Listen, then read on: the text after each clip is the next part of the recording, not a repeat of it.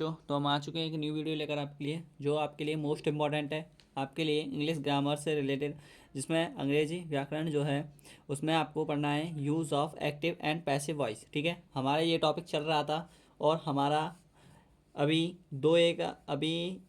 अ, इतना और बन जाएगा। जैसे कि मैं आपको बता दूं तो एक तो इंटरव्यूटिव सेंटेंस हो गया, एक इम्पेरेटिव है, और जो भी गिवनेस है, जैसे कि आपके एक्सेप्शन आते हैं, कुछ अपवाद आ जाते हैं तो कुछ वो हो जाएंगे। ठीक है बच्चों, तो इसीलिए मैं आपको आज बताने जा रहा हूँ कि इंटरव्यूटिव सेंटेंस के बारे में एक्टिव से पैसिव वॉइस में कैसे कन्वर्ट किया जाता है। ठीक है बच्चों, उसके बारे में आज हम पढ़ेंगे। ठीक है, तो देखिए सबसे पहले हमें इंटरव्यूटिव सेंटेंस के बारे में थोड़ा सा जान लेते हैं। इंटरव्यूटिव सेंटेंस कहते किसे हैं? देखिए, मैं कुछ थोड़ा सा ही बताऊंगा, वैसे आपके लिए मैं ऐसे इंग्लिश ग्रामर से मैं आपको इसमें क्या बता दूंगा, जो ग्रामर जब पढ़ाएंगे हम तुम्हें तब पढ़ा देंगे, लेकिन अभी ये सेंटेंस चल रहे हैं इसीलिए। ठीक है, सेंटेंस के बारे में जो भी है, जितना भी मैं वॉक के पढ़ाऊंगा वो सभी आ जाएगा। ठीक है बच्चों, देखिए इसमें आपको इंटरव्यूटिव सेंटेंस को दो पार्ट में डिवाइड किया जाता है। ठीक है बच्चों, एक तो यस नो टाइप क्वेश्चन होते हैं, एक तो यस और नो टाइप क्वेश्चन होते हैं, यस नो टाइप क्वेश्चन, और एक होते हैं आपके पास WH वर्ड। मैंने आपको जब क्लास शुरू हुई थी तब भी मैंने आपके लिए बता दिया था कि यस नो टाइप क्वेश्चन और WH वर्ड। अब आपके पास यस नो टाइप क्वेश्चन होते हैं, उनका क्या होता है कि इसमें आपके पास यह पॉइंट बनते हैं कि जैसे कि आपके पास ये सेंटेंस है। ठीक है, अब यस नो टाइप क्वेश्चन में आपको जैसे कि हाँ या ना में जवाब देना होता है, हाँ या ना में, हाँ या ना में जवाब देना होगा। मतलब कोई भी क्वेश्चन पूछेगा तो वो आपको हाँ या ना में, जैसे कि क्या मैं खाना खा सकता हूँ, क्या मैंने खाना खाया, ठीक है, क्या मैंने खाना नहीं खाया, तो हाँ या ना में आ रहा है। अब मैं WH वर्ड के बारे में बात करूँ तो आपके पास इसमें प्रश्न पूछेगा, प्रश्नवाचक हैं ये। ठीक है बच्चों, प्रश्नवाचक वाक्य तो है ही, लेकिन इसमें प्रश्न योग्य जवाब होगा। इसमें इसमें क्या होगा? प्रश्न योग्य जवाब।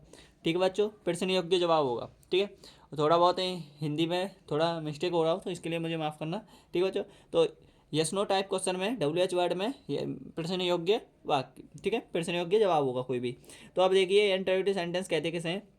इंटरव्यूटिव सेंटेंस की थोड़ा सा परिभाषा यही होती है ज़्यादातर। अब हम इसे कुछ ऐसे एग्जाम्पल से सीखेंगे जिससे मैंने आपके लिए एक्टिव एंड पैसिव वॉइस सभी सिखा रखे हैं। ठीक है, उन्हीं के आधार पर हम इनको बेसिस करेंगे। ठीक है बच्चों, जैसे कि कोई भी सेंटेंस आ जाता है, मैं आपके लिए एक एग्जाम्पल देता हूँ, फिर उसके अकॉर्डेबल हम पहले उसका क्या करें, जैसे कि हम उसे पहले हम उस एग्जाम्पल को बनाते हैं, फिर उसी के अकॉर्डेबल हम क्या बना देंगे उसमें, जैसे कि आपके पास रूल ऑफ सेंटेंस होता है ना, तो उसी के अकॉर्डेबल। ठीक है बच्चों, देखिए सबसे पहले हम एग्जाम्पल ले लेते हैं, एक कोई एग्जाम्पल लेंगे, क्योंकि उसी से हमें टॉपिक समझ में आ जाएगा कि ये सेंटेंस क्या पूछने की कोशिश कर रहा है हमसे। ठीक है, तो देखिए बच्चों, ये वाला है हमारे पास एग्जाम्पल, कोई भी ले लेते हैं। जैसे कि एग्जाम्पल है हमारे पास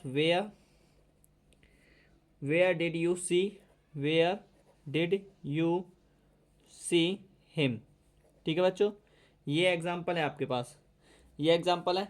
अब मैंने इसकी हिंदी थ्योरम मैंने बताया नहीं है। ठीक है बच्चों, हिंदी थ्योरम मैं बताऊं तो आपको, देखिए तुम्हें सेंटेंस पहचानने की तरीका है, डिड से समझ में आ रहा होगा। डिड का मतलब होता है आपके पास पास्ट इंडेफिनिट में आ रही है, तो तुमने उसे कहाँ देखा, तुमने उसे कहाँ देखा। अब इसका सेंटेंस आपको पैसिव में बनाना है। ठीक है, एक्टिव से पैसिव में, तो पैसिव में बनाने के लिए एक सेंटेंस मैंने आपके लिए रूल बताया था। देखिए, अब ये सेंटेंस तो पहचान लिया होगा आपने कि कौन सा सेंटेंस है ये आपके पास है पास्ट इंडेफिनिट। ठीक है बच्चों, पास्ट इंडेफिनिट टेंस है, क्योंकि आपको पहले पहचान होनी चाहिए टेंस की, तब आपको सेंटेंस बनेगा। ठीक है बच्चों, ये हमेशा ध्यान रखना। तो वेयर, सबसे पहले इसमें आपके पास रूल थे, मैं आपको बताऊं तो आपके लिए पहले रूल लिख देता हूँ यहाँ पे। ठीक है, थोड़ा सा रूल लिख देता हूँ आपके लिए, वो रूल लिख जाएगा तो आपको कॉन्सेप्ट समझ में आ जाएगा। ठीक है बच्चों, जैसे कि पैसिव का ही रूल लिखूंगा, एक्टिव का आपके पास, एक्टिव का रूल तो आपके लिए इसमें चेंजेज होते हैं, क्योंकि इंटेरोगेटिव सेंटेंस का मतलब यही होता है कि जितने भी टेंस होते हैं, जितने भी काल होते हैं, और जितने भी आपके अदर सेंटेंस होते हैं, तो उनसे मिलकर आपके पास इंटेरोगेटिव सेंटेंस बनता है। ठीक है बच्चों, तो इसीलिए बात, कहीं से भी क्वेश्चन पूछ सकता है आपसे, आपको जवाब हाँ या ना में देना होगा, या फिर जवाब एक कोई क्वेश्चन पूछना होगा। तो देखिए, जैसे कि पैसिव वॉइस होता है, पैसिव वॉइस में आपके पास क्या होता है, पैसिव वॉइस में आपके पास आ जाएगा, सबसे पहले तो आपके पास WH वर्ड आएगा, अगर अगर WH वर्ड दे रखा होगा तो। ठीक है, फिर आपके पास हेल्पिंग वर्ब आपके पास, जैसे कि do did done, do does is are am, ये चीज़ें आपके पास हेल्पिंग वर्ब होती हैं। ये क्या होती हैं? Helping verb. हेल्पिंग वर्ब आएगी, हेल्पिंग वर्ब के बाद आपके पास क्या आएगा? सब्जेक्ट आएगा। सब्जेक्ट जो कौन सा आएगा, अब ये भी आपको मैं बता रहा हूँ। देखिए ऑब्जेक्ट जो कन्वर्टेड, सब्जेक्ट जो होगा वो ऑब्जेक्ट में कन्वर्ट हो रहा होगा, ठीक है बच्चों। सब्जेक्ट जो होगा वो ऑब्जेक्ट में कन्वर्ट हो रहा होगा, ऐसे लिखिए आप, ठीक है बच्चों। ये है मतलब कुछ, ये सब्जेक्ट कुछ ऐसे सेंटेंस आपके लिए कन्वर्ट हो रहा होगा, ठीक है। इसका रो है जैसे कि इधर से, और परिवर्तन का है मतलब ऑब्जेक्ट में, ठीक है बच्चों। जो ऑब्जेक्ट होगा वही आपका सब्जेक्ट का रूप धारण करेगा, प्लस आएगा, फिर आपके पास आएगा जैसे कि यहाँ से आपके पास आएगी जैसे कि जो भी आपके पास हेल्पिंग वर्ब होगी, ठीक है। फिर आपके पास मेन वर्ब आएगी, मेन वर्ब की थर्ड फॉर्म आएगी, मेन वर्ब आएगी, मेन वर्ब की थर्ड फॉर्म आएगी, मेन वर्ब, और मेन वर्ब की थर्ड फॉर्म, मेन वर्ब की थर्ड फॉर्म आएगी। अगर कोई भी सेंटेंस है तो उसमें आपके पास बीइंग आ जाता है, आई एन से जुड़ जाता है, वो चीज़ है, ठीक है। अदर वर्ड दैट, तो मेन वर्ब की थर्ड फॉर्म प्लस, मैं पैसिव का बनाने की कोशिश कर रहा हूँ बच्चों, इससे आपको कॉन्सेप्ट समझ में आ जाएगा। फिर आपके पास बाई आएगा, बाई, या फिर आप विद लगा सकते हो, या आप इसमें विद लगा दो, बाई लगा दो, ठीक है। और आपके पास बहुत सारे प्रीपोजिशन है, टू लगा दो, ठीक है। जैसे कि इसमें आपके कॉन्सेप्ट को भी एक क्लास में आपके आज क्लियर कर दूंगा, ठीक है बच्चों, जो भी है, ठीक है, जितना भी कॉन्सेप्ट है। जैसे कि अगर आपको टू लगाना है, विद लगाना है, इन लगाना है, ठीक है, ETC, फिर आपके पास ऑब्जेक्ट आ जाएगा। ऑब्जेक्ट का मतलब होता है जो सब्जेक्ट में कन्वर्ट हुआ है, ऑब्जेक्ट आएगा। ऑब्जेक्ट का मतलब होता है आपके पास जो सब्जेक्ट में कन्वर्ट हुआ है, सब्जेक्ट ऑब्जेक्ट में बदल जाता है, ऑब्जेक्ट सब्जेक्ट में, ठीक है बच्चों। इतना समझ में आ गया, और ये क्लोज ब्रैकेट हो जाएगा यहाँ पे, ठीक है। कहानी समझ में आ गया, दिख नहीं रहा था, सॉरी। देखिए आप ध्यान से, ठीक है बच्चों। अब देखिए यहाँ पे, अब इसको बनाने की कोशिश कीजिए। WH वर्ड आ गया आपके पास, हेल्पिंग वर्ब आपके पास डिड है, डिड को आप पैसे में बदलते हो, पास्ट में से आपको पैसे में मैंने पढ़ाया था, क्या आएगा बताओ, वाज आएगा, क्या आएगा, वाज आएगा। फिर ही, इसके अकॉर्डेबल लगेगा, यहाँ पे ही है तो इसीलिए ही आएगा, ठीक है। हिम है तो ही में बदल गया, और ही के अकॉर्डेबल यहाँ पे क्या आएगी, हेल्पिंग वर्ब आएगी। इस सब्जेक्ट के अकॉर्डेबल ध्यान रखना, ये सब्जेक्ट ही इसको निर्भर करता है, ये सब्जेक्ट ही इसको बताएगा कि ये हेल्पिंग वर्ब यूज़ होगी, ठीक है बच्चों। आगे ध्यान देते हैं। Where was he, where was he seen, where was he seen, see saw seen, ठीक है बच्चों, see saw seen, third form आएगी, सीन बाई यू, ठीक है। और इंटरेक्शन मार्क, ये होता है आपके पास पैसिव वॉइस, ये कौन सा हो जाएगा, पैसिव वॉइस, ये आपके पास पैसिव वॉइस है, ठीक है बच्चों। समझ में आया, ऐसे होते हैं ये सेंटेंस, ठीक है। तो वीडियो पसंद आई तो लाइक करना, कमेंट करना, और आपके पास यही एक एग्जांपल है, एक आपके लिए एग्जांपल दे जा रहा हूँ। जैसे कि मैं आपके लिए एक एग्जांपल और बता दे रहा हूँ, एक्सेप्शन के बारे में बताऊँ तो देखिए थोड़ा सा एक्सेप्शन के बारे में ही समझ लीजिए, फिर बाद में अभी तुम्हें कन्वर्टेड नहीं मिल पाएगा, तो इसीलिए मैं आपके पास एक्सेप्शन और बता दे रहा हूँ। अपवाद क्या होता है इसके बारे में थोड़ा समझ लीजिए, अभी कोई नहीं, ठीक है बच्चों। देखिए जैसे कि आपके पास आ जाता है gave who gave you a book, ठीक है बच्चों। ये कोई सेंटेंस है आपका, ठीक है, मान लेते हैं ये आपके पास एक सेंटेंस है, ठीक है।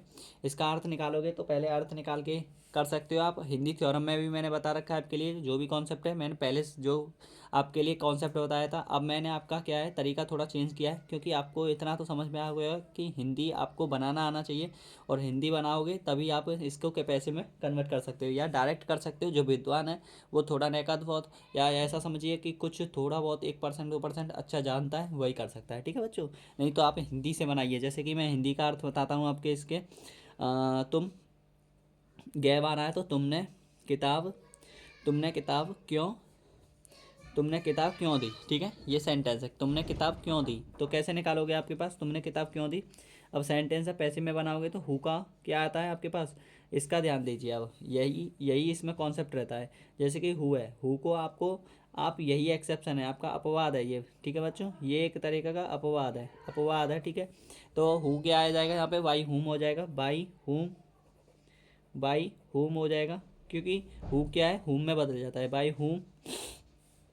अबुक आएगा, बाई हुम अबुक आएगा, लेकिन उसके पहले आपके पास क्या आएगा, सेंटेंस आएगी, गेव है, सॉरी गैव है, तो आपके पास क्या आएगी यहाँ पे बताइए, बाई हुम वॉज अ बुक, बाई हुम वॉज अ बुक, या फिर आप ऐसे भी लिख सकते हो, चलो ऐसे ही लिख जाएगा, ठीक है, बाई हुम, हाँ बिल्कुल, बाई हुम वॉज अ बुक गिवन, ठीक है बच्चों, गिवन। अब देखिए अभी, to you, to you, to you, ठीक है, ये सेंटेंस होता है, ये आपके पास कॉन्सेप्ट समझ में आया, ठीक है। बाई हुम यहाँ पे आया, गैव वॉज अ मतलब होता है आपके पास से हेल्पिंग वर्ब आई है वॉज, और गैव है क्योंकि पास्ट इंडेफिनिट है, ये भी पास्ट इंडेफिनिट है, मैंने बताया था आपके पास ये पास्ट इंडेफिनिट टेंस है, ठीक है बच्चों, पास्ट इंडेफिनिट टेंस है इसीलिए, ठीक है। तो बाय हुम वॉज अ गे बुक, बुक ये ऑब्जेक्ट आ गया, सब्जेक्ट में बदल गया, गिवन आपके पास थर्ड फॉर्म है, प्लस टू यू का मतलब होता है प्रीपोजिशन लगाए टू, कहानी समझ में आया बच्चों, टू यू।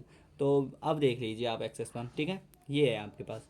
एक आप करना चाह रहे हो तो आपके लिए एक एग्जांपल है, देखिए ये वाला आपके लिए एग्जांपल है, आप इसको करके मुझे कमेंट में बता देना, ठीक है। Who built who built the Taj, ठीक है। मैंने आपको जो भी समझाया है उसे आप एक बार रिवाइंड करके ज़रूर देख लेना, आपको कॉन्सेप्ट समझ में आ जाएगा, और आपका सबसे ज़्यादा मोटिवेट या मोटिवेशन जो देगा वो ये रूल देगा, ठीक है। ये रूल जो है, ये नियम आपका पैसिव का बहुत ही इंपॉर्टेंट है, ठीक है बच्चों, ये वाला रूल, ठीक है। ये वाला रूल जो है मोस्ट इंपॉर्टेंट है, ये आपके पास एग्जाम्पल दे रहा हूँ, ठीक है। इसको आप मुझे करके दे देना, कल देखेंगे आपके इस एग्जाम्पल का क्या आंसर है, ठीक है। थैंक यू, धन्यवाद।